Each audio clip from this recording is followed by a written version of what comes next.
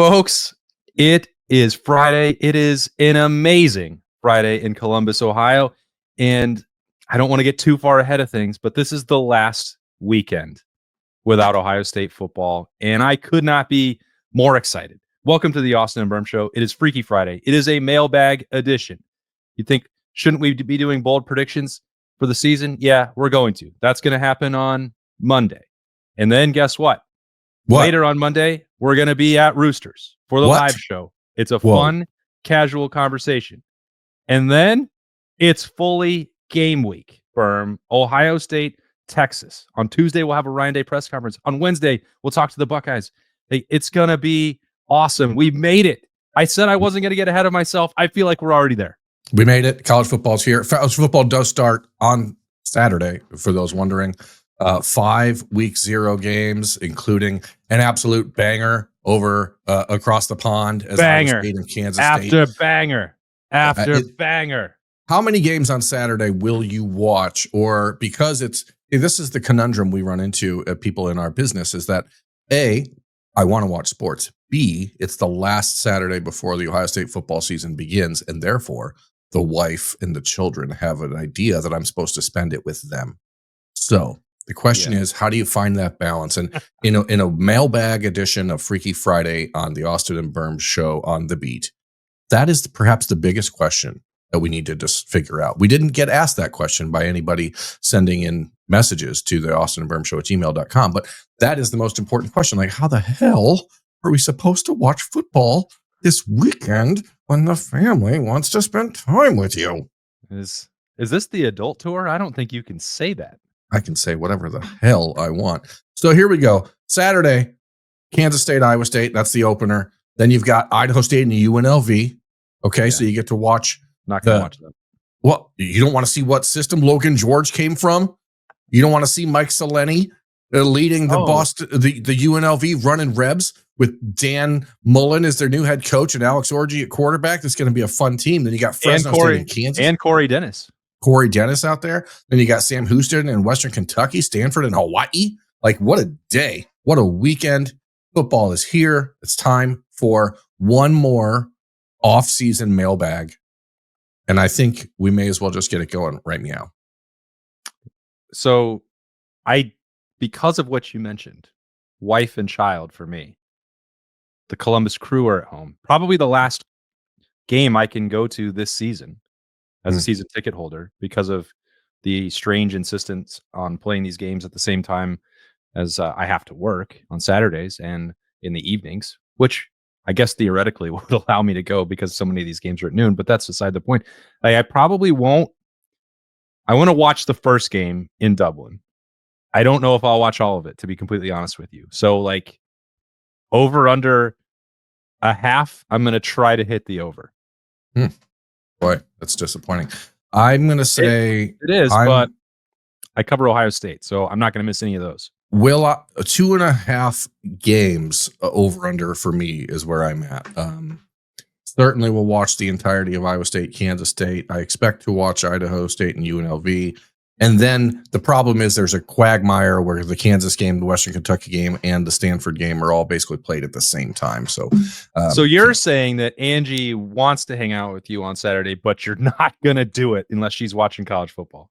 I mean, I'm just going to leave it on the table, which is if you'd like to hang out, this is how you can do it.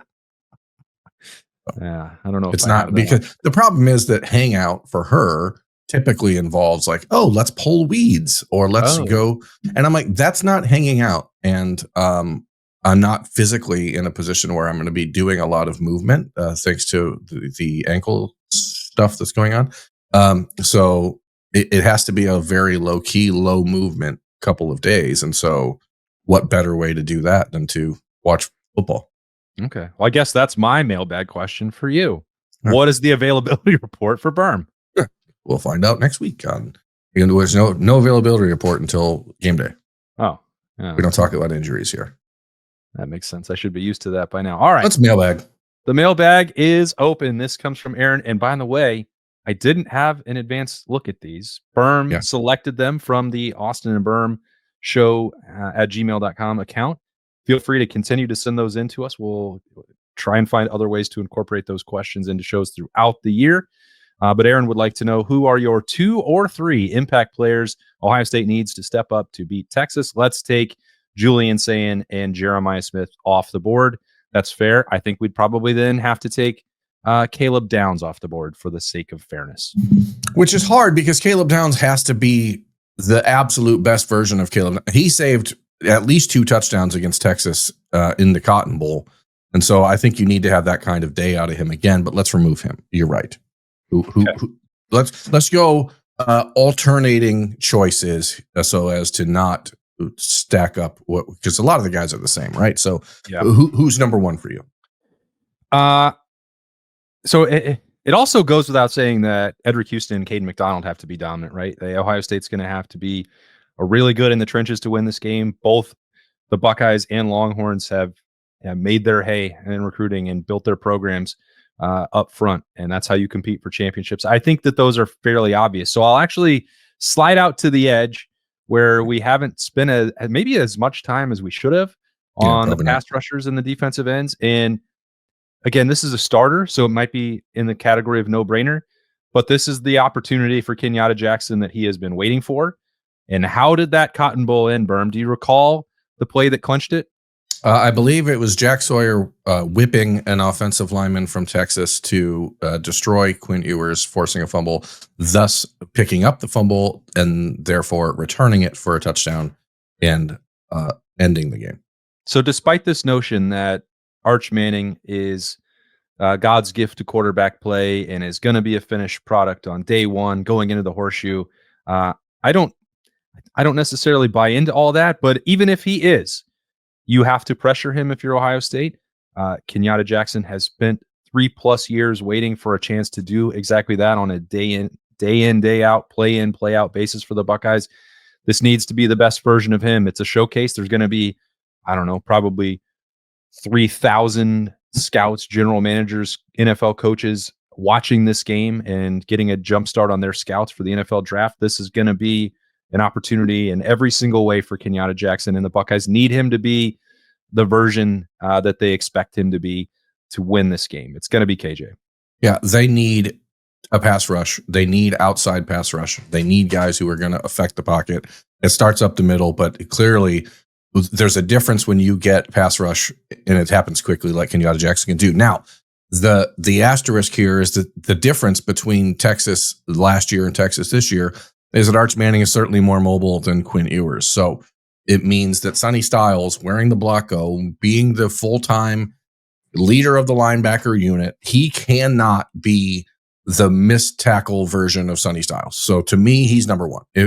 Because Texas is going to try to run the ball. They're going to try a lot of the little misdirection stuff that they do, a lot of other eye candy to keep Ohio State and its linebackers off balance. Because if you get Sonny and Arvell just downhill, those two are really, really dangerous. But Sonny, when he's had to go sideline to sideline, when he's had to read and react as opposed to just being able to be proactive, it has looked different at times. So we're going to figure out exactly how far along in his development he is pretty quickly, because there's going to be a lot of read option. There's going to be a lot of quarterback run that are designed. And so to me, Sonny Styles in first game as Blocko at Ohio Stadium, he will determine how much success the defense has against Texas. Is this a snake draft? Or are you going again? Sure, I'll go again because I wanted to go again. It's ball control for Ohio State. This is not a game where I would fully expect them to go out. Why did I give this one to you? Yeah. You knew it was coming. It's the combination of Sonic and Knuckles, James Peoples and CJ Donaldson. Those two, I'm not saying they have to outrush Texas. I'm saying that the carries that Ohio State has in this game have to be productive. You cannot survive in a world in a world where a quarterback is required to get 3rd and 13 every 3 plays. Like, that's not where you can be. This is a shorten the game, give Julian Sayin manageable 2nd and 3rd down situations. And so CJ Donaldson and James Peoples have to be productive. I'm not saying they have to run for 250 yards. I'm saying when they get the ball, it has to be going forward. Tackles for loss to me is a huge part of this game, because it's going to be so much about momentum and being able to play your offense in rhythm. You can't do that if you're on 2nd and 14 and 3rd and 11. So those two players are my next choice. Yeah, I think that is a fantastic way to go. I would have done the exact same thing if I hadn't graciously allowed you a snake draft. But if you do get into, let's say, 3rd and 5, Mhm. 2nd and 4, Is that Brandon Innis's music? that's Brandon Innis's music that you hear. And here he comes. The glass shatters. Brandon Innis comes through and makes a huge impact in this game. Or needs to make a huge impact. I guess this isn't the bold prediction show yet. That's next Friday for the Texas game. But like, we know how Texas is going to defend Jeremiah Smith. It's not a mystery. We've seen it before. Be shocked if it's any different. They're going to also, as we've stressed throughout this year, Carnell Tate is going to require extra eyeballs as well. And I think that Brandon Ennis can do Emeka Egbuka things in every way, not just the leadership, on the field as well. He is versatile enough to also be a running back. He can throw the football. He can do anything I think that you can scheme up. And when you've mentioned, I think, creativity with the rushing attack, it doesn't have to be Jeremiah Smith. It can be. But I think that the chess piece here offensively, which you can lump Max Clare in the same category. I think that they're, both Brandon Ennis and Max Clare are going to have. I don't know how you cover either of them if you have 3 guys on JJ and 2 on Carnell Tate. Going to be a big problem. And I think that this is the game, especially as we get into it. It's a bit of a cliche. Like, a quarterback's actual best friend is not the tight end or the slot guy. If you have Jeremiah Smith on your team, that's a quarterback's best friend. He's going to erase a lot of mistakes, and he's going to, every 50-50 ball is like 90-10 in his favor. But I think the matchups, the easier throws, the routine plays routinely, those opportunities are going to primarily come in the middle of the field or with Brandon Ennis getting matchups that I think that he would dominate. So I think you're looking for somebody who's stepping up in a way that they haven't had the full chance to do so yet. It's got to be Brandon Ennis. I agree. I threw Max Clare in there. I think it's the same deal. I mean, I guess we made this point on the stock watch about Lorenzo Styles earlier. Yeah. This is the same opportunity. Texas has skill players. We know they're good. Arch Manning's they're gonna try and run the football, as you said, but Sark has creativity in his arsenal in the passing attack, and they were able to find some plays and get Ohio State in situations. I think it was Sonny primarily, right, that didn't win some of those matchups out of the backfield. But either Styles, you took Sonny. Lorenzo also has to be really good in that nickel role. He's going to start there, and he's going to play a lot. He's going to have to be really good throughout the duration of this year. But as you've coined this one, starting the season with the Super Bowl, Lorenzo's got to prove that he is a better version than he was a year ago, and I think that he will be. I don't think anyone should sleep on Lorenzo Styles. I've made that point. We're going to find out if he's worthy of some of the hype that I've bestowed on him as we get closer to the season. Yeah, and I didn't even mention, I mean, both of Texas's touchdowns in that game back in the Cotton Bowl were passes to the running back out of the backfield where the Ohio State linebackers could not keep up. And so that's another reason why, again, Sonny Styles to me is the most important player of this game for Ohio State, because while Texas is not going to be intimately familiar with what Matt Patricia's defense is going to do, they are able to at least look at matchups and say, okay, we know what this player is about, and we played against him, so we can see if we can get him off balance. So I think just to underscore that point. And then to me, the other guy, it's the right tackle situation. It's whomever is facing Colin Simmons. Pretty much plain and simple, whether it's Ethan Anianwa or Philip Daniels or Ian Moore or Tegra Shabola, or if he's moving, whoever it is, if Julian Sayin can't feel comfortable in the pocket, Ohio State is going to have a real tough time winning this game. Texas is loaded when it comes to its edge rusher situation with Trey Moore and with Colin Simmons. So you just have to try to make sure that you're giving enough time. And if you can win that battle, that's what Texas has to hope for. I jokingly saying, how do you cover Brandon Ennis or Max Clare? And the way you do that is by equalizing the numbers, by forcing Ohio State to double team. And if the Buckeyes can win those matchups at tackle by themselves without having to keep a tight end home, without having to chip a guy with a running back or Brandon Ennis or somebody else blocking down, then I think all of a sudden it becomes an easier thing for Texas to manage. So that to me is the other position. It's whoever the right tackle is, which I think will be Philip Daniels, but we're not going to know for sure till next week. Yep. I bet we'll probably have some more thoughts on that when we actually get to bold predictions at this time next Friday, which I can't wait for. All right, Todd has question number 2 in the mailbag. What are your expectations for Julian Sayin at quarterback? Statistic-wise, thoughts on the new Ohio song at the end of the third quarter. Most people online like the idea, but would rather the fans help pick the song. Thanks, Todd. Birm, the second part there first. I'm in the press box. Many would say a press box snob, so I don't always get the full effect of Sloopy or anything else that's played when we're at the Horseshoe. You're on the field. You are often evaluating the juice in the building. I'm a juice evaluator. It's true. Does this resonate with you? Well, certainly the song Ohio that they are going to play. Who's the band? Camp. 2 A's in Camp. Camp. I've listened to the song a couple times since the announcement was made by Ohio State 3 weeks ago.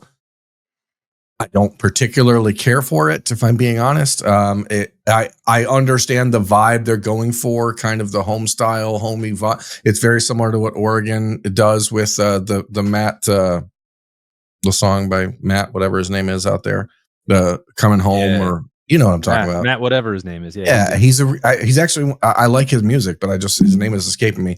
But I don't know. Like, to me, the Black Keys song Ohio is a much easier solve here. I don't know why you wouldn't just go that route. It's more upbeat. If the whole point is to keep people engaged during the non-playing part of the games, I think putting something that people actually like to sing as opposed to something that sounds like you're 12 beers deep on a Friday night and you're wondering if this is tonight to eat a Winchester. I feel like I just don't feel like that Camp song is very inspiring. Now, I guess maybe we'll find out if I'm wrong. I think more people hear it, the more they'll like it, but not for me. I give me Ohio by the Black Keys because that makes a lot more sense. But I'm going to be honest with you. When they said when I heard they were playing an Ohio song, that was what they were going to lean into at the end of the third quarter or whatever it's going to be. I just assumed that it was the Black Keys song, because why would it be any other song about Ohio? That's pretty much what I'm trying to get at. And it's not to be a knock on Camp. I mean, I'm sure he's done a nice job. He's made a career out of playing music, and that's awesome. But I just don't know at Ohio Stadium if that's the vibe we're going for early. Now, maybe that's a first song of the day type of thing, where people are walking in or whatever. But if I want to try to get the crowd hyped up, I'm not sure that's the song to do it. But Julian Sayin, statistics. I think last year I boldly predicted that Will Howard would have 4,000 yards passing and 35 touchdowns. And as I look at his statistics for last year, he had 4,010 yards and 35 touchdowns. I don't remember if I specifically said those numbers, but that's kind of where I was at. There's no way.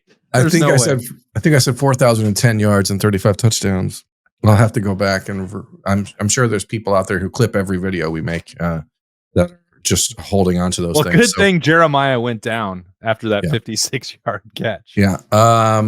But I think the challenge is trying to determine exactly how many games you play. So let's just limit this to regular season. Okay.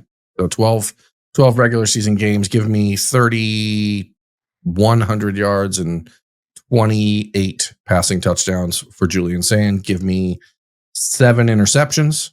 So 4-to-1 ratio. I'll take it. And 2 rushing touchdowns, Julian. 2 rushing touchdowns. All right. I think he will be just a tick more productive than that. I think as the year goes on and Julian Sayin gets more comfortable, gets more experience with the weapons he has, it's going to be, as we said, really hard to slow him down. I don't think it's going to look perfect against Texas, and we'll drill down on that next week. But I think he's probably going to be closer to 3,400 yards in the regular season. That would probably look like 33 passing touchdowns and 284 yards a game is what that equates to. I think there's going to be opponents that are just absolutely overwhelmed by Ohio State's passing attack. They can't cover Jeremiah Smith. They can't hope to cover Carnell Tate. So the numbers are going to come, and it may be like one game is 200 and the next is 450, similar to what CJ Stroud did throughout that year one. Yeah. Because we'll see. And some of that depends on, as you mentioned as well, the offensive line and the rushing attack and how that all comes together. But I don't think that that's out of range for someone with Julian Sayin's accuracy and decision making and processing and the skill talent around him, and probably Brian Hartline's willingness to let him use that at times. We're going to see what that all looks like for everybody as the season goes along. But I do expect him to continue to get better and better once those reps do come. In rushing touchdowns, I don't know. I'll take one for starters. I know that he can move, and we've seen him do that even coming off of the bench in games last year as a true freshman. He scampered around a little bit. He can certainly move, I think, maybe better than he gets credit for. But I don't know if that's going to be a key component of the red zone offense for Ohio State this year. I would hold out a little bit of skepticism on that. Yeah, I think 275 yards a game feels reasonable for Julian Sayin. That would bump him to 3,300 passing yards. I can make peace with that because I do think that it's a situation where Ohio State's going to be throwing the ball more than they would like in some games, just because it's that the focus is going to be how do you get Ohio State off the field? You limit the run game, and then you hope that you can force a first-time passer into mistakes. So I'm going to think, give me 3,300 yards. I'm still going to stick with 28 touchdowns passing. But I like a couple rushing touchdowns. Maybe not from like the red zone, but maybe from just outside the red zone. Maybe a couple 20-plussers. Oh wow! Well, that is a bold P. Yeah, he's athletic. Really getting into that. All right, Josh would like to know. He is curious. Oh, this is definitely a Birm question. Yeah, I mean, Birm, are you curious if Ohio State will have any chance at landing more recruits in the class of 2026, or are the Buckeyes on to 2027? They're certainly going to add more recruits in the class of 2026. The question is whether or not they're going to be players that people who follow the program and follow recruiting are going to be excited about. And I think that that's the question, because it seems as though most people are only excited about the fact that if someone's a top 100 player or a 5-star, et cetera. And at this juncture, there's not a single 5-star player uncommitted let me be clear. As we record this on Thursday afternoon, Braylon Womack has not made his decision yet. I fully expect he'll pick Auburn or Florida on Thursday night, and Darius Gray will commit on Friday, and then all the 5-stars will be committed elsewhere. The bottom line is Ohio State is evaluating everyone. They're looking to add 3 to 4 more bodies in the class of 2026, which has 21 commitments right now. And then, there is a lot of focus right now on 2027. Most of the visitors you're going to see at the home games throughout the next 2.5 months are going to be 27 or 28 prospects, because there's just not a lot of room left in 26. I want to read, if I can, the totality of this question from Josh, because there's some details that I think have to be included. So I know Womack is out there, and so is Hyder. I've heard rumblings that both these guys will go elsewhere due to NIL offers. This is true. What are your thoughts of adding more to this class? So, did Savion Hyder go to commit to Michigan earlier this week because of an NIL offer compared to Ohio State? No, Ohio State was not really one of the two teams there to begin with. It had been Michigan and Tennessee for a while. Both of those teams did have significantly higher NIL offers out to Hyder. That's not necessarily the case with Womack. Sometimes guys just like other schools better. And Braylon Womack, his sister goes to school there. He lives close by in Mississippi. And he's made himself very present in their campus in the last 8 months. So I think in that instance, it's just Ohio State getting beat by a team and a coach in Hugh Freeze that's a pretty good recruiter, despite the fact that people around the country may not like him personally. He's a pretty good recruiter. So, Austin, do you think that it is important to understand and to delineate between the idea that a program is poor or crying poor, like a lot of people suggest Ohio State does, or is it a philosophy that doesn't really matter? If Ohio State were to change it, the philosophy that has to change is how much are you willing to pay high school seniors versus current players? It's not about Ohio State saying they're broke, because there's 7 or 8 or 9 players in this 21-man class that the Buckeyes are paying a pretty penny for right now. But the idea seems to be lost on people that there's a difference between being broke and being or not wanting to pay high dollar to high school seniors. Are you asking me because you already know how I feel about it? Yeah, but I'd like someone else to say it so that I can not be. So that you don't have to. Look, I do not take exception with Ohio State's philosophy. I think that it is the most prudent investment strategy for the sake of the roster. When you look and compare this to the NFL model, what broke team building, locker room chemistry, salary cap ramifications? Overpaying for rookies who were not able to contribute to your roster at the most important positions. You had to draft them then. Ohio State is getting very good players.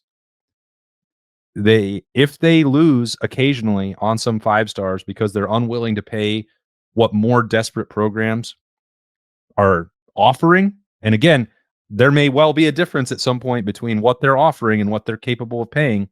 And if Ohio State is consistently able to settle its debts and not owe 18, 19-year-old kids an amount of money that they promised them and then could not deliver, I think that's a better overall strategy for the culture of the program. And I think I can understand why people get frustrated when Ohio State loses recruiting battles over what they is perceived to be just amounts of Just dollars. money. Like, it's, if you start paying that amount of money for the high school freshmen and then or the high school seniors who are becoming freshmen in your program, and they're making more than your established starters, it is not just a matter of dollars then to win a recruiting battle. It is expanding to the expense that the entire roster is going to cost. And you say, well, it's Ohio State. They have the largest revenue. They have the operating budget.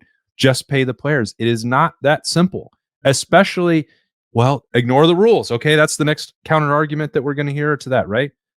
Ohio State believes that the rules are going to be in place. If they never get put in place and the soft cap or no cap reality exists into the future, I guarantee that Ohio State will change its approach, and it will pay a market rate for recruits, and it will pay a larger amount to retain its roster and the development process than anyone else in the country. Those I view to be facts. If I'm wrong about that, then I will reevaluate what I think is the truth about this. And their approach, Birm, has borne itself out. Yeah. 5 years ago, when we were arguing about this with recruiting, and I said, I think they're going to be okay in the long run. And just like you got your Will Howard bold prediction exactly right with his yardage, I was right. The way that they approached the building of those classes and the development of that roster and supplementing it by paying more in some cases for transfer players to come in, I believe is the right approach. Those players are ready to contribute. I would much rather see Ohio State continue to spend up in some levels. You can argue right now that maybe they overpaid for Ethan Onyanwa if he becomes the swing player. I don't know that that's necessarily true or not true, because we're going to see when the season actually starts what role he plays. But that was what they had to pay to win for a veteran player who, whether he's the sixth guy or the starting right tackle, is going to play for Ohio State. And spending 7 figures, if that amount is correct, on a high school senior who could not have contributed in any way, shape, or form to this team, I think that that's a fine approach, because then they can spend it again next year if they need to. I think it's easiest for the people that are willing to hear common sense, and and I understand that there is a segment of the fan base that has no part in that. There are people who just think Ohio State should have a $90 million roster, and that's totally fine. And that's the way that they see that the sport is going. And so they think may as well be the first to do it. And to your point, if it gets to that juncture, Ohio State is certainly going to be as aggressive as anybody else. They've never allowed themselves to be mediocre, and they won't allow that at all. So, but the point, or the way that it's best discussed, I think, is just to keep the current players in mind. If the number that we heard for Savion Hyder, and that number has fluctuated a little bit. Back in the spring, I was hearing between $800,000 and $1 million is what Tennessee was offering him. This week, the conversation about Michigan and what he ended up getting from them was somewhere between $600,000 and $800,000. I don't know how it would drop over the last couple months, except for the fact that the leverage maybe changed when Ohio State and Georgia said, we're not entertaining this.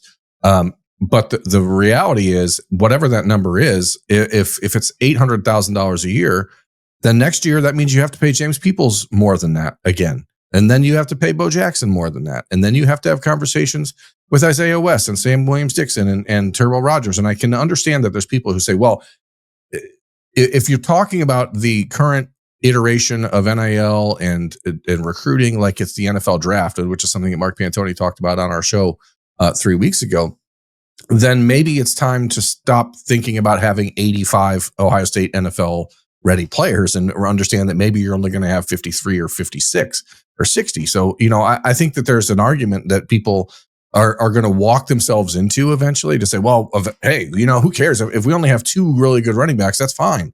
And then you can, but I don't know how that works long-term either. So the bottom line is that you cannot be held hostage by what other teams are doing. And Ohio State, they've had success with their approach. Now, some of that is rooted in the fact that the 2021 class, which was the second best class in Ohio State history, signed before NIL. And so the Buckeyes were able to retain them. And I've seen that argument all over the place, which is, well, you wouldn't have had all these great players to retain if you didn't get all these 5-stars in 2021. And while that's true, I don't know how relevant it is today because no one is going to be able to sustain that sort of success regularly when it comes to the amount of money that they're having to pay.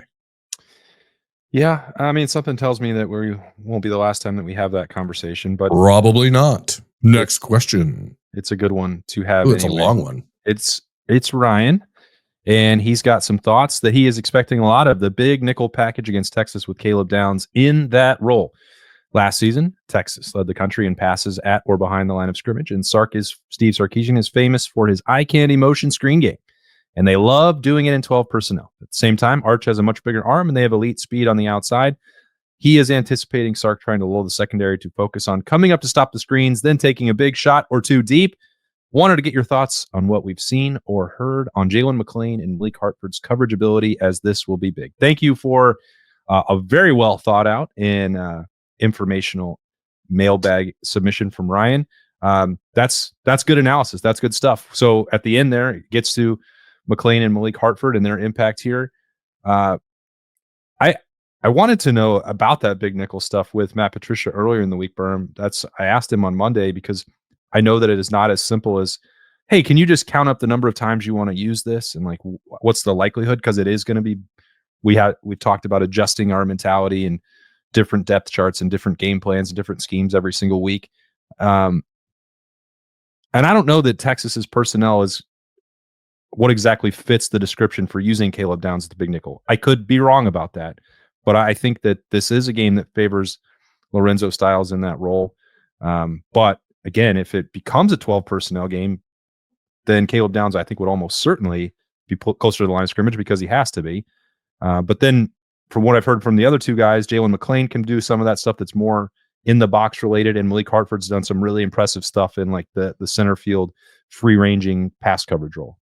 Yeah, and Texas, I mean, it's what I mentioned earlier. It's they have speed on the perimeter that can get you, and that's why Caleb Downs was so important in that game last year. A couple shoestring tackles that saved touchdowns. To this question specifically, the way Ryan's talking about it out of 12 personnel, I think Ohio State would much prefer that they try to take those shots in 12 personnel because at least then you have 2 tight ends on the field, and Caleb Downs can cover that running back, and then you've got Jermaine Matthews and Davison Igbinosun on the outside in man coverage. So I think that that's actually the setup Ohio State would prefer, because when it comes to Jalen McLean or Malik Hartford, I don't think Ohio State has any concerns about their ability to cover tight ends around the country.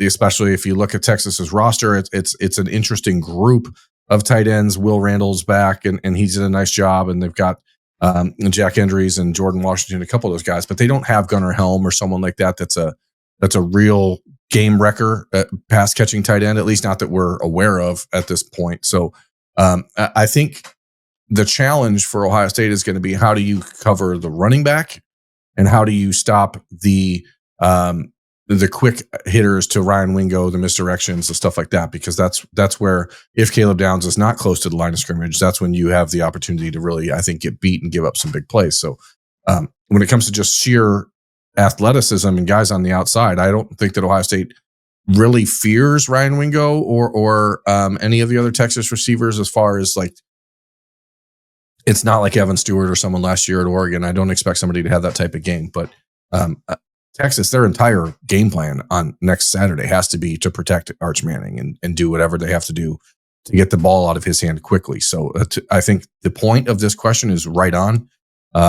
But I think especially out of the 12 personnel, like you're being discussed, like that would set up much nicer for Ohio State than it would if they were doing it out of 13 or 14 or something like that. I think that Ohio State would would gladly live in that world in that game. If it comes down to an oversimplification, because Ryan wanted to know about Jalen McClain and Malik Hartford, which one do you view as more like Jordan Hancock, and which one do you view as more like Lathan Ransom? Yeah. Yeah. Yeah, I mean, I've always felt Malik Hartford is more like Lathan Ransom. I still think that. I don't know if with this Ohio State defense, and it's what I asked the other day in Snap Judgments, like which role is Caleb Downs playing? Is Caleb Downs being Caleb Downs, or is he being Jordan Hancock? And if he's being Jordan Hancock, then somebody else has to be Caleb Downs. And I think Jalen McClain is more versatile and more likely to be that guy. But I think Malik Hartford is certainly the Lathan Ransom. And I said 13-4. I meant more out of 11 or 10 personnel for Texas. What I meant to say. Well, if they want to play 14, I think Ohio State would be okay with that too. Yeah, I mean, that would be great. They would certainly love that. But Ohio State, I think the less receivers and tight ends Texas has on the field, the happier Ohio State would be. I think that's true. All right, one more, and we get out of here. I actually know where this one came from. It came from the Ridge Golf and Gardens, the world famous, the greatest golf course in Marysville. An awesome experience with all the folks out there, and they asked me, do we have, Birm, a favorite video that we have ever done? I mean, yeah, but it's not something that people could really look up and be like, oh, now I get it. But it's Minnesota in 2021 without question. It's the Black Panther. Just bold predictions from the Minnesota game in 2021.